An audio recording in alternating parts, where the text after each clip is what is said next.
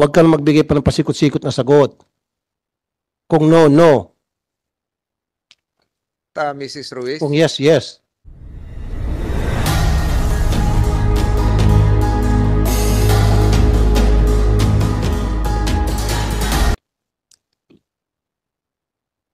Wala nang paligoy-ligoy pa. Again, the answer will be made upon advice of the counsel.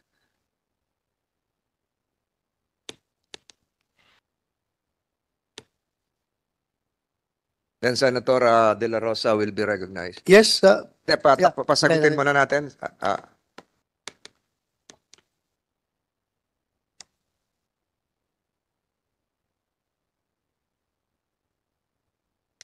Ruiz, upon advice of your counsel, what is your answer? Pag pumayag po sila, papayag po kami. Hindi nga ma'am ikaw lang tinatanong ko, ba't mo ako tinutulak sa ibang tao? Mukhang mahina ata yung lawyer mo Magpalit ka kayo ng lawyer. Kasi mali ang tinuturo sa'yo, mali ang binubulong sa'yo. Dapat lang sasabihin ng yes or no. O kinakanta ka natin ng Bayang Magilyo ng lawyer mo. Tagal-tagal. Yes or no lang. Sige po. Sige, good. So upon advice of the counsel, Mrs. Ruiz is willing to undergo a polygraph test. At parating NBI. Ngayon po, let the committee secretary initiate the polygraph test upon termination of this hearing. The National Bureau of Investigation Polygraph Division is directed to conduct the polygraph examination of Mrs. Franz Ruiz. What about Mr. Pablo Ruiz? Mr. Ruiz, kasi nag-oo si Mrs. Mag-oo ka na yun siguro. Di po. Okay. Okay. So Mr. Chair, directed. Just an inquiry, Mr. Chair. Thereafter, Senator De La Rosa. Yeah. Nasaan ang yung anak nito? Pinatawag ko yung anak. Where's your daughter? Nasa? Nasa area lang po. Oh, where is she? Papuntahin mo rito. Pinapatawag natin siya last hearing. Pwede ka pong yung i-ano nyo ng CICL kasi po, kumbaga executive session kasi po yung aking anak bata pa. Nung sinabi ng Ate LB na sinasaktan siya at that time, yung anak ko po ay 15 Papuntahin years, mo rin dito. 15 years old lang. Pakilakas po. Pakilakas po. Pwede ka pong CICL, yung executive o executive session kasi po, yung aking anak, yung sinasabi ng Ate LB na sinasaktan siya at that time po, yung aking anak is 15 years old po lamang. There is a manifestation here manifestation request coming from Mrs. Franz Garcia Ruiz, the mother of the supposed to be child witness resource person here. The committee takes cognizance of your request. Under our rules, and we are also applying the rules of the Supreme Court, a child witness is defined as any person who at the time of giving testimony is below the age of 18 years old, and a child includes 1 over 18, but is found by the court, we're adopting the rules of the Supreme Court, as unable to fully take care of himself or herself or protect, etc., etc. Yung anak niyo po ba, ito yung tinutukoy na naninirahan sa Batangas City?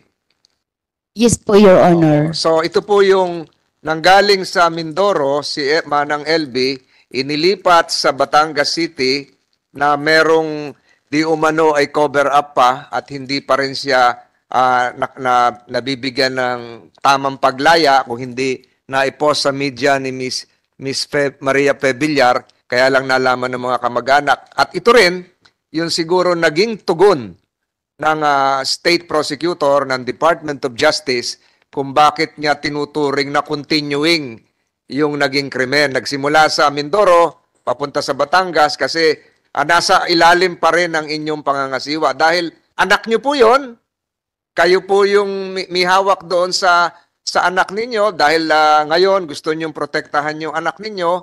Yung anak nyo po noon, nung nasa Batangas, sila rin po ay nagtatrabaho pa rin si Manang LB doon sa anak nyo. Kayo pa rin yung nagpapasweldo. Kayo pa rin yung employer, hindi yung anak nyo. Di ba ho? Tama po.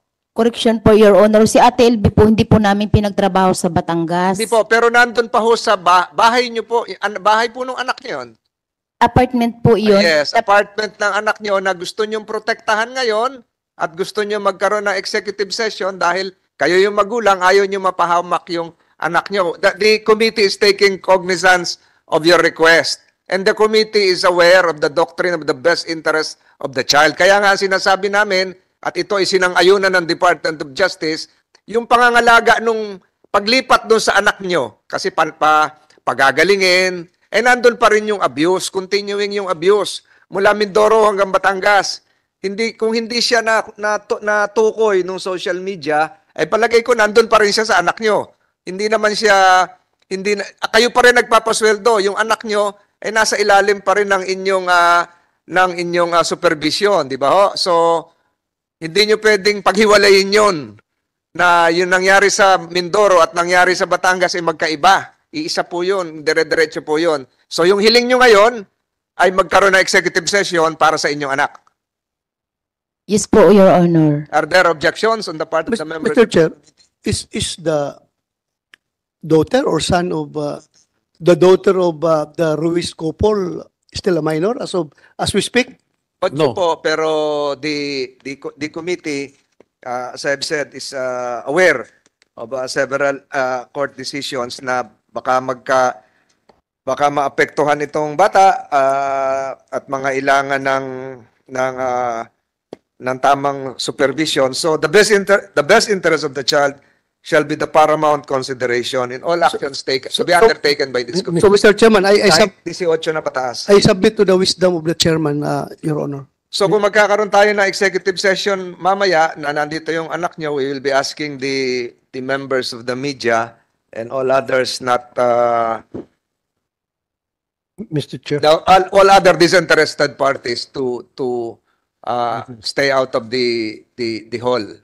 Mr. Senator Chair. Tulfo? In the name of fairness, gusto ko rin mag-lie detector test ilan dito sa kanila. And I'm choosing JM and then Patrick Simbaon. Kasi sinabi ni Dodong sa kanyang statement na yung dalawa ay kasama ata sa pananakit base dito sa lisay na ito. So kayong dalawa, yes or no lang, willing kayo mag-submit sa isang polygraph test? Opo. Unahin natin Patas. si JM. JM, Patas. ibig sabihin nito, merong isang makina na gagamitin, hindi naman masakit yun, habang tinatanong kayo ng National Bureau of Investigation at malaman kung kayo ay nagsasabi ng totoo. Payag ba kayo? Opo. Payag let the records reflect that even without the assistance of counsel, John Mark Taromia alias JM is willing to undergo a polygraph examination. What about, sino po yung isa? Senator Patrick Tulfo? Simbaon? Patrick Simbaon. Payag ka ba na Payag po ako. para malaman kung talaga nagsasabi ng totoo? Thank you, Your Honor. That's all. So the secretary is likewise directed to include in the polygraph examinations witnesses John Mark Taroma and John Patrick Simbaon. So directed. May ask, Senator Tulfo, bago kayo umalis, yung hiling po na magkaroon tayo ng executive session para doon sa... Anong pangalan po nung anak nyo? Anong pangalan po nung anak nyo? Pati pangalan ng anak mo, tinatanong mo sa abogado mo. Anong pangalan po ng anak nyo? Mr. Chair, pwede ka pong huwag kong banggitin yung pangalan kasi kasama po sa karapatan ng bata yun. Okay, the committee recognizes that the child witness remains unidentified. So wala pong problema yan. Pero nandito lang po siya. Mamaya po siguro bago matapos ang pagdinig na ito, hihilingin natin na lahat ay lumabas sa silid na ito para po doon sa executive session. So without objections on the part of my colleagues, the request to have an executive session relative to the testimony of the child of Mr. and Mrs. Ruiz is hereby granted. Mr. Chair, Senator Estrada, Madam France, ano ba pagkaintindi mo sa executive session? Yun po yung mga karapatan ng bata po. Mali. Konsulta mo sa abogado mo ano ibig sabihin ng executive session. Kung po mag-uusap na walang media. Ano pa? Walang media at walang tao. Kami-kami lang. Yung mga taong concerned. Ano ibig sabihin na CICL? Child in conflict with the law. May kodigo ka.